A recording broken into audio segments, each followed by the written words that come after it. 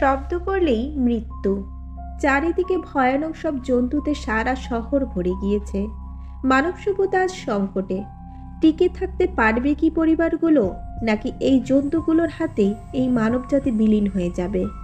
আজ আমি এক্সপ্লেন করব 2024 সালে মুক্তি পাওয়া মুভি এ কোয়াইট প্লেস ডে 1। এই মুভি শুরুতে আমরা স্যাম নামের একটি মেয়েকে দেখতে পাই। সে একজন ক্যান্সার পেশেন্ট ছিল। সে অনেক দিন ধরে একটি নার্সিং হোমেই থাকতো। স্যাম জানতো যে সে কিছু বছর পরেই মারা যাবে। এজন্য তার জীবনের কোনো উদ্দেশ্য ছিল না। স্যামের সাথে তার একটা ক্যাটও ছিল, যার নাম ফ্রোডো। এখানে আমরা বুঝতে পারি যে স্যাম অনেক বছর ধরে নার্সিং হোমের বাইরে কোথাও যায়নি। এজন্য সেই হসপিটালের হেড রবিন অনেক কষ্টে স্যামকে বাইরে যাওয়ার জন্য রাজি করায়। স্যাম এই শর্তে মেনে নেয় যে বাইরে গিয়ে তার পছন্দের রেস্টুরেন্টে রবিন তাকে পিৎজা খাওয়াবে। পরদিন রবিনের দেখাশোনায় হসপিটালের অনেক লোক বাসে গ্রুপ আউটিংয়ের জন্য সিটিতে যায়, যেখানে তারা থিয়েটারে পাপেট শো দেখে। এর কিছুক্ষণ পরেই রবিন স্যামকে বলে এই শহরে কিছু তো একটা গন্ডগোল হচ্ছে, যার কারণে সবাইকে খুব তাড়াতাড়ি হসপিটালে ফিরে যেতে হবে।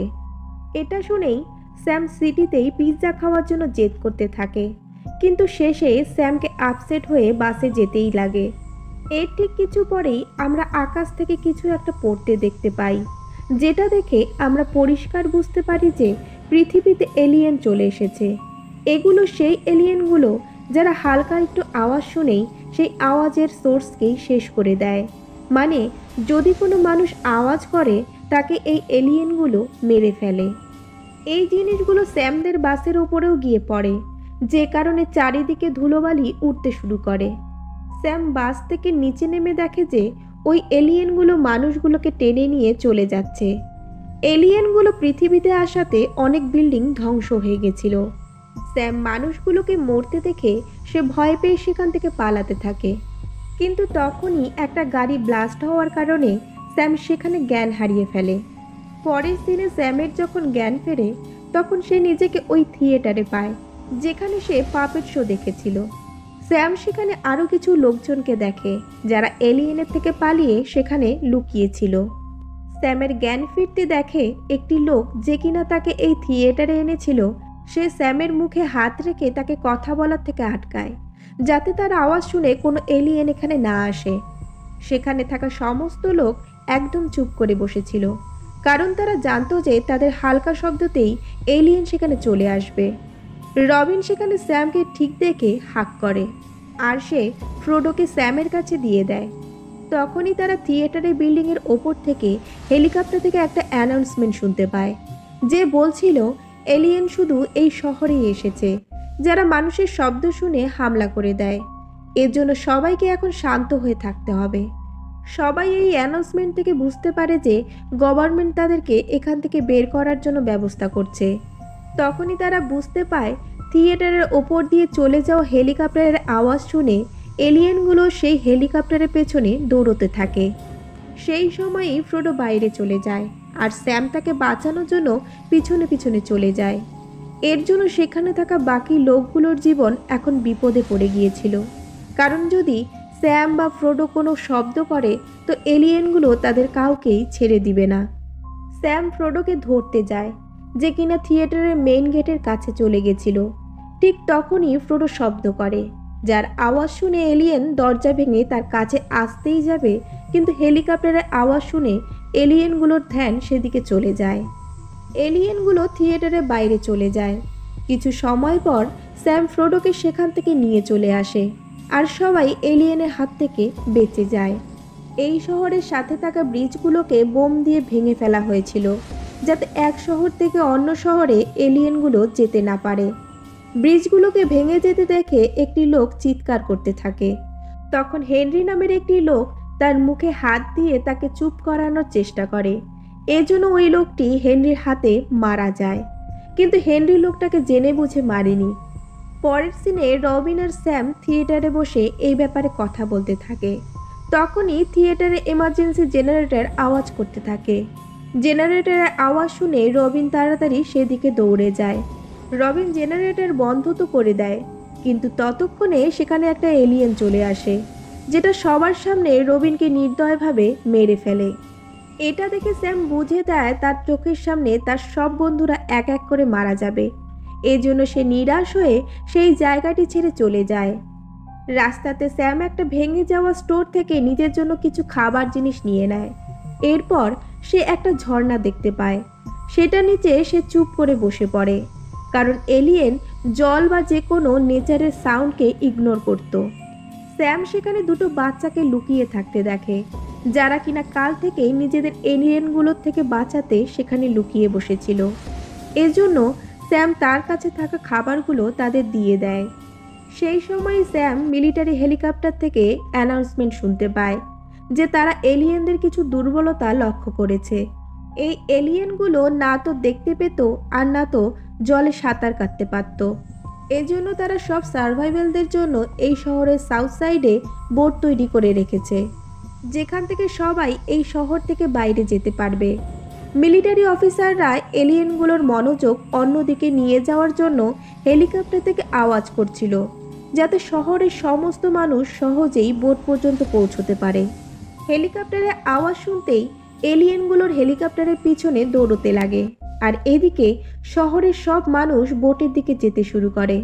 স্যামও ওই দুটো বাচ্চাকে নিয়ে বোটের দিকে যেতে থাকে, কিন্তু সেখানে মানুষের অনেক ভিড় দেখে সে ওই বাচ্চাগুলোকে বোটে উঠিয়ে দিয়ে সে আবারও শহরের দিকে চলে আসে। এতগুলো মানুষ চলতে থাকাতে কিছুটা শব্দ হতে থাকে, যেটা শুনতেই এলিয়েনগুলো তাদের উপর হামলা করে দেয়। এটা দেখে সবাই এদিক ওদিক দৌড়তে শুরু করে। এই দৌড়াদৌড়ির মধ্যে স্যাম এলিয়েনদের হাত থেকে বেঁচে যায়, কিন্তু ফ্রোডো স্যামের থেকে আলাদা হয়ে যায়। ফ্রোডোর পিছনে দৌড়তে দৌড়তে স্যামের আর একজন সার্ভাইভাল অ্যারেকসনের সাথে দেখা হয়, যে কিনা ফ্রোডোর পিছা করতে করতে স্যামের সাথে দেখা হয়ে যায়। স্যাম অ্যারেককে বলে তাকে শহরের সাউথ সাইডের দিকে যাওয়া উচিত, যেখানে মানুষগুলোকে এখান থেকে বের করার জন্য বোট তৈরি করা হয়েছে। অ্যারেক তার কথা শোনার বদলে তার সাথে সাথে চলতে থাকে। স্যাম তার অ্যাপার্টমেন্টের দিকে যাচ্ছিল, যাতে সে তার মেডিসিন নিতে পারে। অ্যাপার্টমেন্টের সামনে গিয়ে স্যাম অ্যাপার্টমেন্টের চাবি বের করতে যায়, কিন্তু সে তার চাবি খুঁজে পায় না, কারণ কাল থেকে দৌড়াদৌড়িতে চাবি কোথাও পড়ে গেছিল।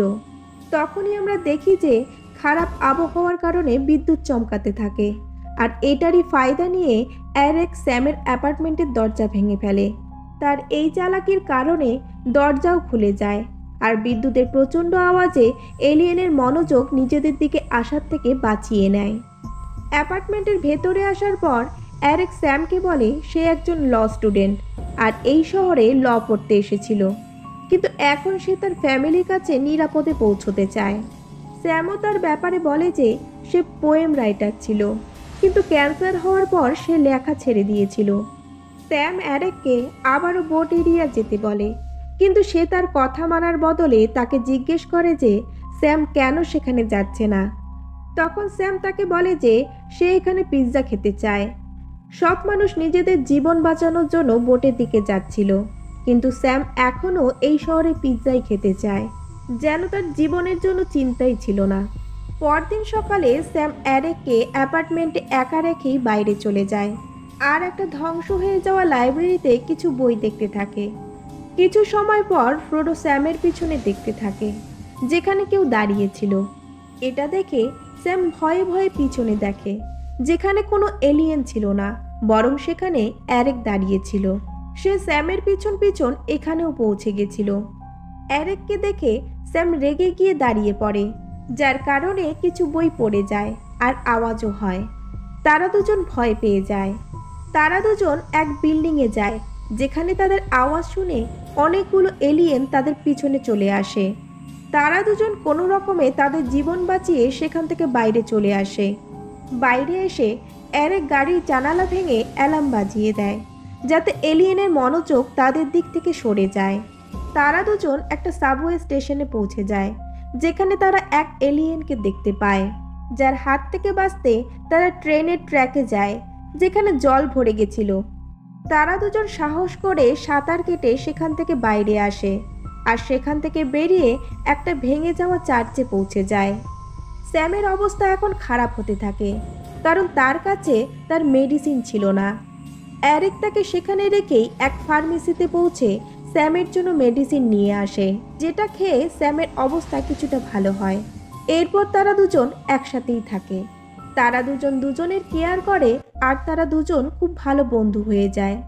স্যাম অ্যারিককে বলে তার ক্যান্সার হওয়ার পর তার জীবনের কোনো উদ্দেশ্য ছিল না, এজন্য সে মারা যাওয়ার আগে এই শহরের এই শপের পিৎজা খেতে চায়, যেখানে ছোটবেলায় তার বাবা তাকে নিয়ে যেত। সে বলে তার বাবা মারা গিয়েছে। সে ছোটবেলায় তার বাবার সাথে ক্লাবে যেত, যেখানে তার বাবা জ্যাজ প্লে করত। এরপর তারা পিৎজা খেত। স্যামের কাছে তার বাবার এই সব স্মৃতি খুব পছন্দের ছিল, এজন্য সে শেষবারের মতো এই স্মৃতিগুলোকে রিফ্রেশ করতে চায়, কারণ সে জানতো তার কাছে বেঁচে থাকার জন্য বেশি সময় ছিল না। স্যামের কথাগুলো শোনার পর পরদিন অ্যারিক স্যামকে নিয়ে ওই ক্লাবে যায়, যেখানে সে তার বাবার সাথে যেত। কিন্তু সেই পিৎজা শপটি জ্বলে গেছিল, যেটা দেখে স্যাম খুবই হতাশ হয়ে যায়।